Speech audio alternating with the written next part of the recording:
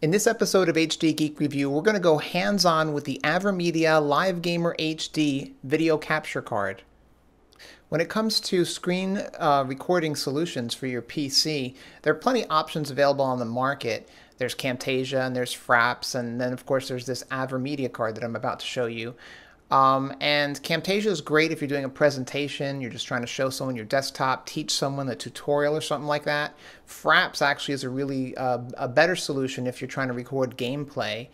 But I find that Fraps actually kills your frames a bit. So if frame rate is important to you, you're not worried about just getting 30 frames per second, but you're trying to get 100 or more, or even 60 at that, and you can't afford to lose frames, then that's where this AVerMedia card comes in. There's been a lot of hype about it. I'm happy to get my hands on it, and what we're going to do is we're going to take a look at what's in the box, and then we're actually going to do a comparison between Fraps and the AVerMedia Live Gamer HD card, and we're going to see how is there a frame rate drop? Is it noticeable? Is it worth the upgrade? So let's get started. First thing you'll notice when you open the box is the capture card on the left and the big red hot button, which is used to start and stop the recorder.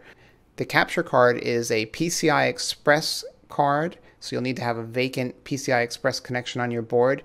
The card has two main sets of connections, an HDMI out and an HDMI in, as well as a 3.5mm audio out and an audio in jack.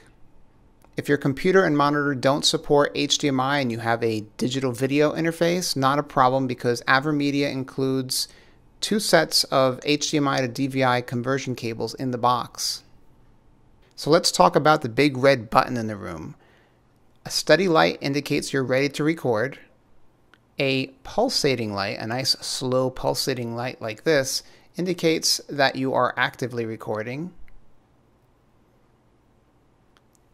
And a flashing light, a quick flashing light, indicates some sort of malfunction occurred. Maybe you're running out of disk space, or you have no signal. Either way, real good information to know before you start a marathon gaming session that you're trying to record. Okay, so now that we've familiarized ourselves with the hardware, let's take a look at where the rubber meets the road, and that is, how does this card, this capture card, compare to like Fraps in recording something like Battlefield 4. So let's take a look at my settings here. I'm running 1920 by 1080 at about 60 Hertz, and my graphics quality is set to auto, which for my card pretty much runs everything at high. In order to create a repeatable test, I decided to use the Battlefield 4 test range as my starting point because there's no people on the server and I can start at the same exact point in the scene. So right now I am recording with my camcorder and I have the frames per second listed on the top right. And the purpose of this is, again, to establish a baseline. So you can see I'm getting 120 frames per second. I think the lowest I get here is about 113. So I'm not recording anything. I mean, I'm recording with my camcorder, but I'm not using Fraps or I'm not using the AVerMedia HD Gamer Live.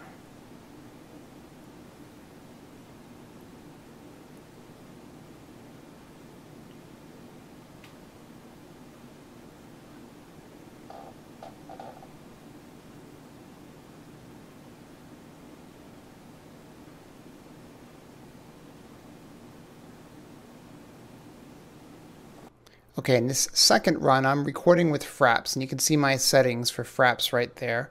In the top right, you can look at my frames, and they've dropped down to the 90s, low 90s. So that's a big difference from what I normally get if I am not using any recording software or hardware on this system. And I'm just going to stay quiet here and let you soak in the scene recording with Fraps.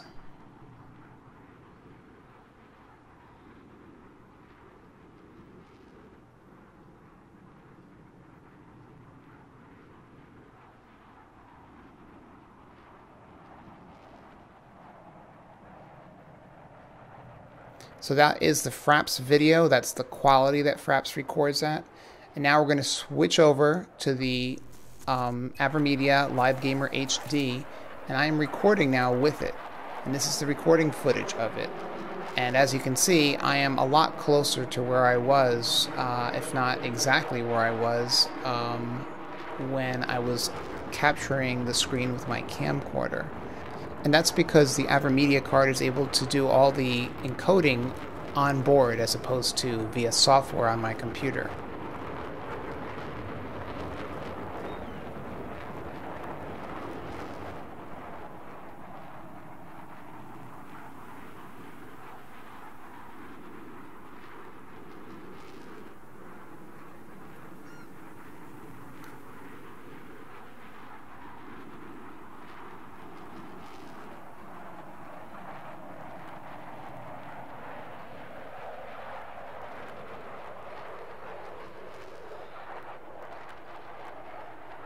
Okay, now I'm capturing again with Fraps, and I'm just running around so you can have an idea of what that looks like, you know, the quality and how the frame rates perform with movement.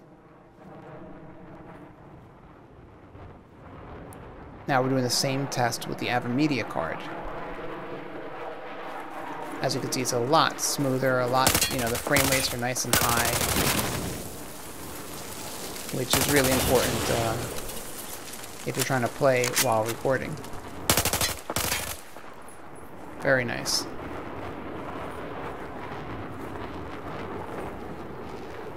And just to really drive the point home, I'm capturing with Fraps.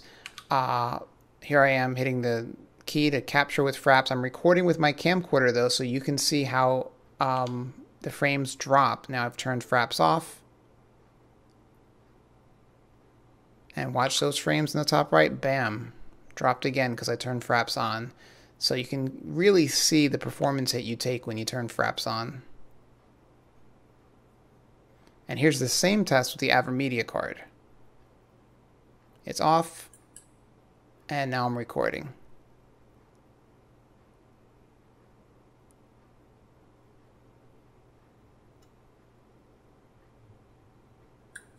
And now I'm not recording. So you really don't even see the frames move. There it looked like it did for a split second. But really it's a negligible drop, and that's really the strength of the AVerMedia card. That, in addition to the fact that the AVerMedia card encodes directly to the H.264 standard, which is tiny in comparison to the AVI format that Fraps encodes to. And you can see that here. When I compared the two clips that I kept kind of showing you at the test range, the Fraps one actually recorded 48 seconds of footage, and it took up 1.96 gigabytes of space.